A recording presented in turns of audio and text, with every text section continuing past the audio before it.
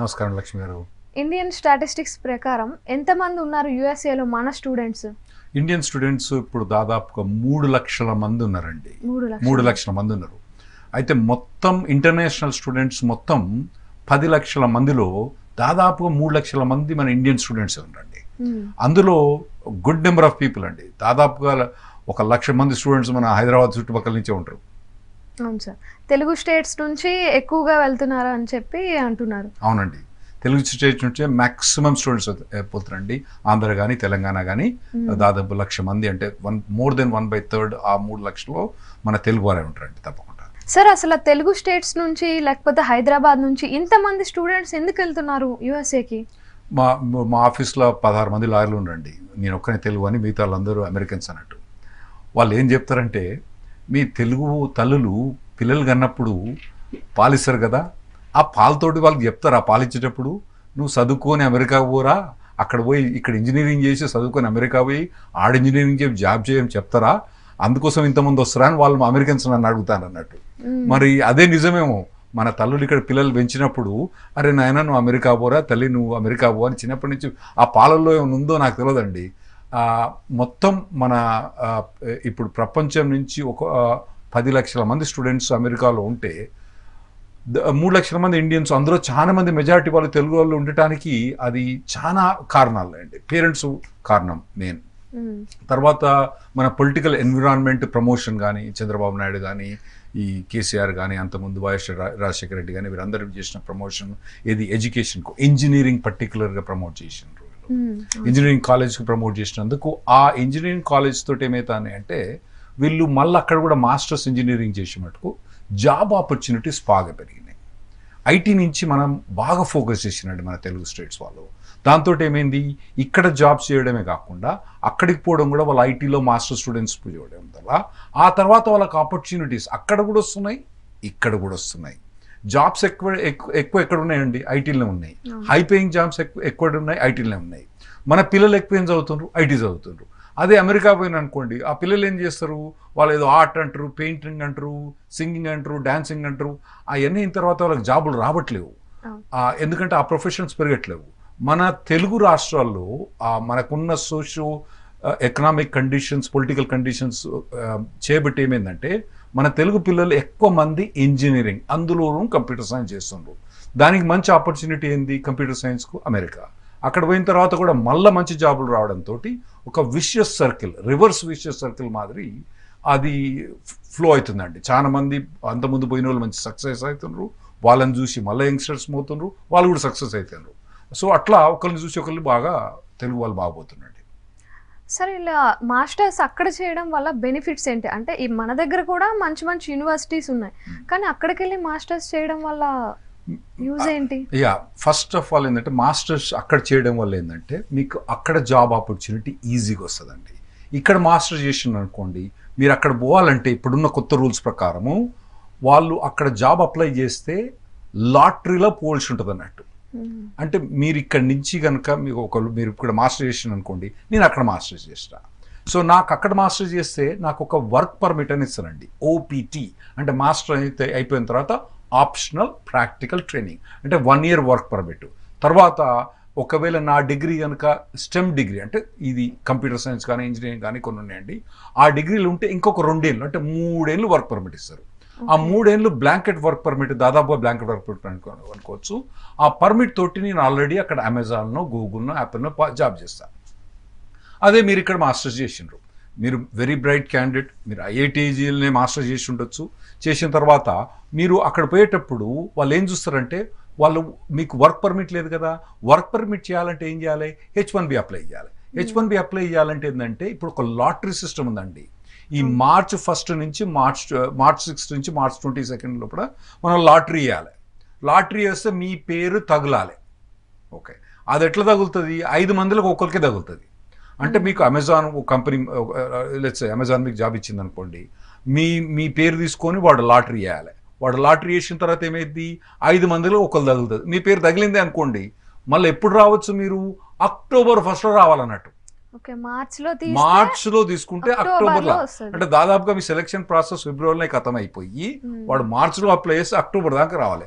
నేను అక్కడనే రెడీగా ఉన్న అమెరికన్ కాలేజీలో చదివి నన్ను తీసుకుంటాడా మిమ్మల్ని తీసుకుంటాడా? నన్ను తీసుకుంటాడు. ఆ తర్వాత 3 ఏళ్లలో వాళ్ళు ఎప్పుడైనా లాటరీ అప్లై చేసుకోవచ్చు, రావచ్చు. అర్థమైంది కదా?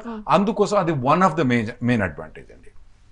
ఇంకోటి ఏంటంటే ఇఫ్ యూ స్టాట్స్ చూస్తే టాప్ యూనివర్సిటీస్ ఎక్కువ కూడా అమెరికాలోనే ఉన్నాయండి. దానికి చాలా రీజన్స్ ఉన్నాయండి. ఇప్పుడు అక్కడ యూనివర్సిటీస్ ఎక్కువ కూడా ప్రైవేట్ యూనివర్సిటీస్ ఉంటాయి, గవర్నమెంట్ యూనివర్సిటీస్ ఉంటాయి అన్నట్టు. ఆడ వాళ్ళు చచ్చిపోయేటప్పుడు మన వాళ్ళు రిచ్ వాళ్ళు ఏం చేస్తారు, చచ్చిపోయేటప్పుడు వాళ్ళ ఆస్తి అంతా పూరగాళ్ళకి ఇచ్చిపోతారు. మన పూరగాళ్ళు మంచిగా ఫిరాలు తీసుకొని పాడవుతారు. అక్కడ ఏం చేస్తారంటే పిల్లలకు కొంతనే ఆస్తి ఇస్తారండి, అంత ఇయ్యరు.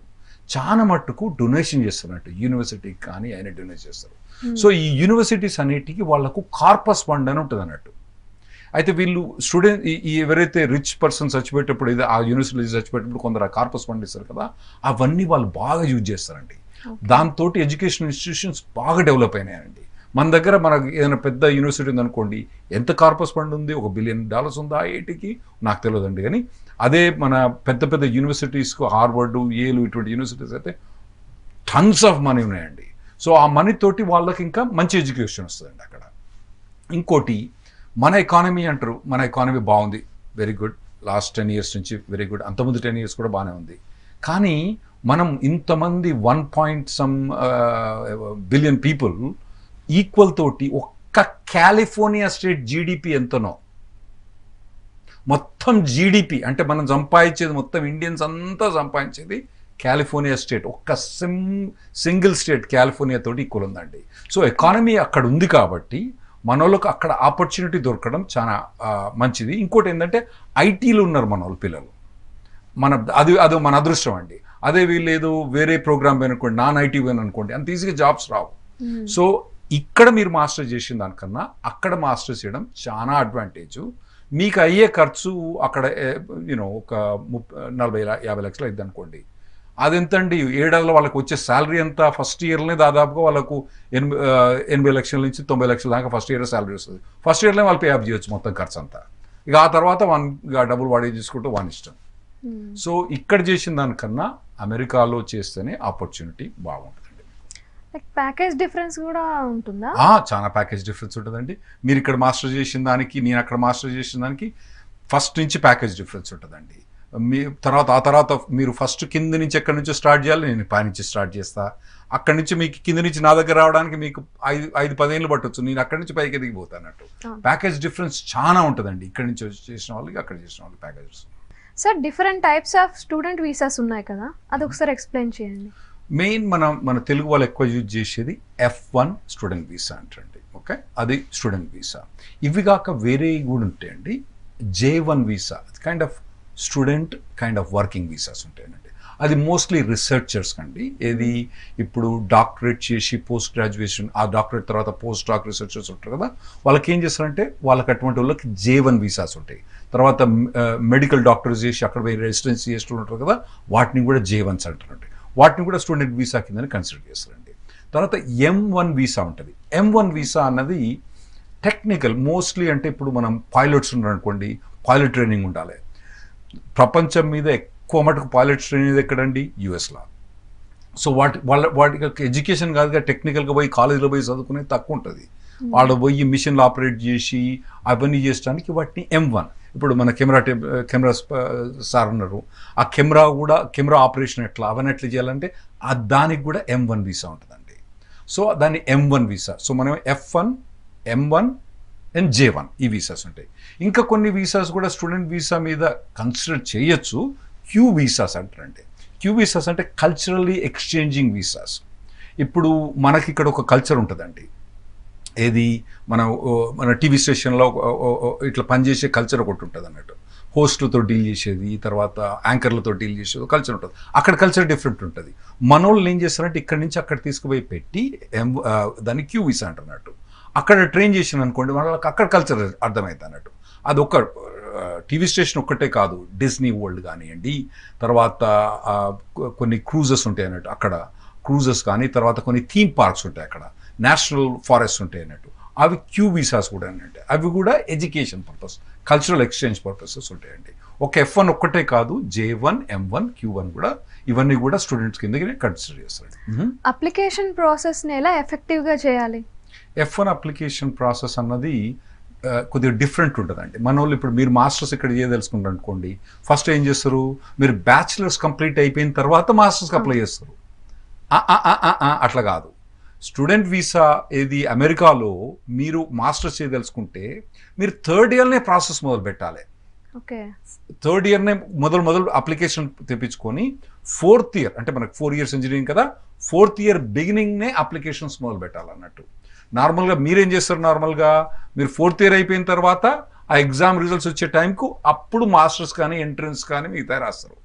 అట్లా కాదు, థర్డ్ ఇయర్ అప్పటి నుంచే మీకు ఇంగ్లీష్ ఎగ్జామ్ ఉంటుందండి, తర్వాత GRE ఉంటుందండి. ఇవన్నీ కూడా థర్డ్ ఇయర్ని ఫినిష్ చేసుకొని పెట్టుకోవాలండి.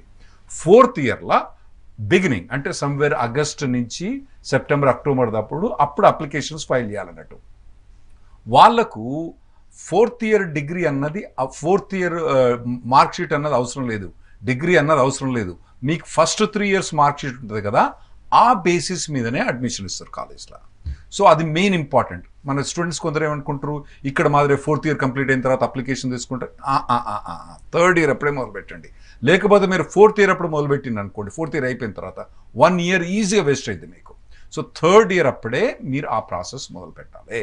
థర్డ్ ఇయర్ అయిపోయిన తర్వాత మీరు ఆ ప్రాసెస్ అప్లికేషన్ తర్వాత ఫస్ట్ మీకు అడ్మిషన్ ఇచ్చిన తర్వాత వాళ్ళు ఒక I-20 అని వస్తుంది అనండి. దానికి ఒక సివిస్ ఫీజు పే చేయాలంటే కొద్దిగా గవర్నమెంట్కి డబ్బులు పే చేస్తే సివిస్ పే అంటే I-20ని వాళ్ళు ఎండోర్స్ చేసి సివిస్ని ఎండోర్స్ చేసి ఇస్తారన్నట్టు. అప్పుడు ఆ I-20ని పట్టుకోపోయి మనం ఏం చేయాలంటే ఆన్లైన్ వీసా అపాయింట్మెంట్ తీసుకోవాలి కౌన్సిలేట్కి ఏం చెప్తాం, అదో నాయన నాకు ఈ కాలేజ్ వచ్చింది, యూనివర్సిటీ ఆఫ్ టెక్సస్ ఆస్టిన్లో అడ్మిషన్ వచ్చింది, ఇగో నాకు I-20 ఉంది, నేను పోదలుచుకున్నా, నా దగ్గర దానికి కావాల్సిన ఫండ్స్ బ్యాంక్లో కానీ నా దగ్గర కానీ మా నాయన దగ్గర కానీ మా చుట్టపు మామయ్య కానీ నాకు ఇస్తా అన్నాడు, దాని ద్వారా నేను పోదలుచుకున్నా అని ఆ ఫండ్స్ అవన్నీ తీసుకొని ఒక అప్లికేషన్ ప్రాసెస్ ఆన్లైన్లో అపాయింట్మెంట్ తీసుకున్న తర్వాత వాళ్ళు ఏం చేస్తారంటే ఒక డేట్ ఇస్తారండి. ఆ డేట్ ఇంటర్వ్యూ డేట్ అంటారు అన్నట్టు, వీసా ఇంటర్వ్యూ డేట్. అంతకుముందు ఏం చేయాలంటే వాళ్ళు బయోమెట్రిక్స్ అంటే నువ్వా కాదా, మరి నువ్వన్నా మంచివనివే కాదని బయోమెట్రిక్స్ ఐస్ ఇవన్నీ చెక్ చేస్తారు. చెక్ చేసి అంటే ఫిజికల్ ఎగ్జామినేషన్ కాదు అది, అంటే బయోమెట్రిక్స్ ఫింగర్ ప్రింట్స్ అన్ని చెక్ చేసిన తర్వాత అప్పుడు మనం వీసా ఇంటర్వ్యూ పోతాం. వీసా ఇంటర్వ్యూ పోయిన తర్వాత వాళ్ళు వీసా ఇచ్చినప్పుడు అప్పుడు వాళ్ళు యూఎస్కి రావచ్చండి, కాలేజ్కి రావడానికి వీలుంటుంది. సో మొదలు ఏంటంటే థర్డ్ ఇయర్ నుంచి ప్రిపేర్ అయ్యి ఫోర్త్ ఇయర్ గ్రాడ్యుయేట్ అయిన తర్వాత మనకు ఆగస్ట్లో అక్కడ కాలేజీలు మొదలవుతాయి. మన వాళ్ళకి ఎప్పుడు కంప్లీట్ అయితే ఇక్కడ మే జూన్లో ఖతం అవుతాయి. సో మనకు మనకు అంటే ఫోర్త్ ఇయర్ బిగినింగ్లే మనకు ఆల్రెడీ అప్లికేషన్ అంటే దాదాపు జనవరి ఫిబ్రవరి మంత్లే ఆల్రెడీ మనకు అడ్మిషన్ వచ్చేసి ఉంటుంది. వచ్చిన తర్వాత I-20 తీసుకొని ఆ డిగ్రీ సర్టిఫికేట్ తీసుకొని అపాయింట్మెంట్ అంటే జూలై మధ్యలో మనం వీసా అపాయింట్మెంట్ తీసుకొని ఆగస్ట్లో యూఎస్లో అడుగు పెడతాం. అంటే మీరు జూన్లో కంప్లీట్ చేసి ఫోర్త్ ఇయర్ ఆగస్ట్లో అక్కడ అడుగు పెడతాం.